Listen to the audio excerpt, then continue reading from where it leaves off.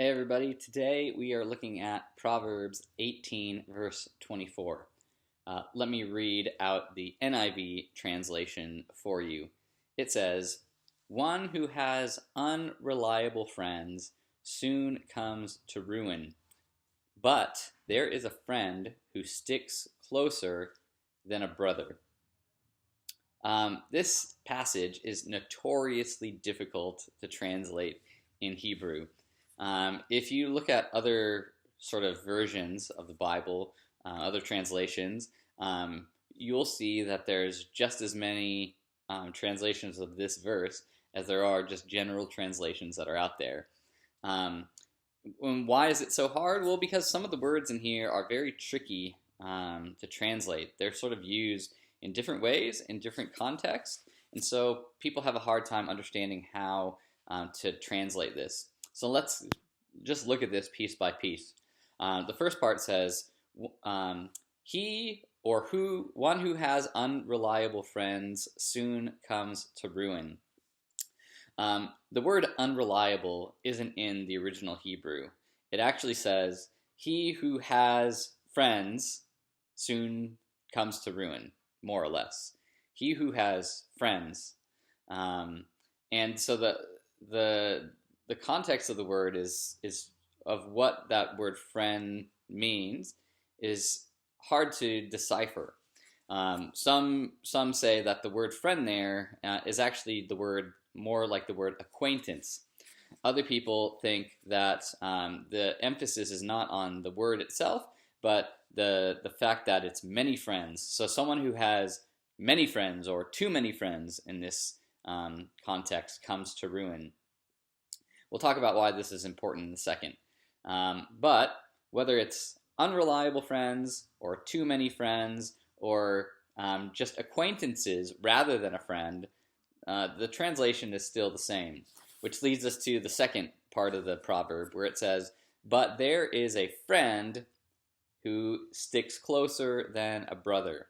Now the interesting thought about this is the second word for friend is a different word than the first word for friend that gets used. So when it says one who has unreliable friends, that word is a different word. It just means a general sort of friend or an acquaintance, someone that you know. Whereas the second word, but there is a friend who sticks closer than a brother, that word for friend can also be translated as lover. In a number of contexts throughout the Bible, you see this word being used to talk about the relationship between a husband and wife, but you also get to see it used in particular contexts, in friendships that are just really, really deep. So like the friendship between David and Jonathan, for example, or even the love that a parent has for their kid. And so it says that their relationship is like this sort of friendship where it's this deep, intimate, personal sort of friendship, and not just an everyday "Hey, how are you going?" sort of friendship. And so what do we do with this? Well, I think what this means, what this is talking about, is that whether you are someone who has just acquaintances in your life, or you're someone who has too many friends in your life, or unreliable friends in your life, that the basic context is that whatever that situation is, it's different than the person who has someone who's just there and present and loyal, who's committed to you through thick and thin. In other words, it's the idea of sort of fair weather friends versus friends that are with you until the end.